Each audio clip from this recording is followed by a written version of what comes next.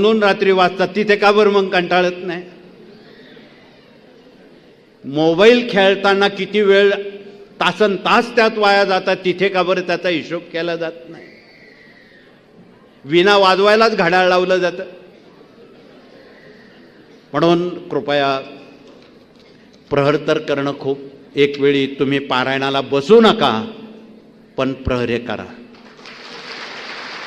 दिवसाचे प्रहरे महिलांकडे असतात सुरक्षेच्या दृष्टीनं, आणि रात्रीचे प्रहरे पुरुषांकडे असतात. म्हणून आपण या साऱ्या संभाव्य बाबी सहानुभूतीपूर्वक सर्वांपर्यंत पोहोच. अहो, एक प्रहरा केला तर घरी जाईपर्यंत तुमची सारी कामं स्वामींच्या सेवेनं मार्गी लागतात.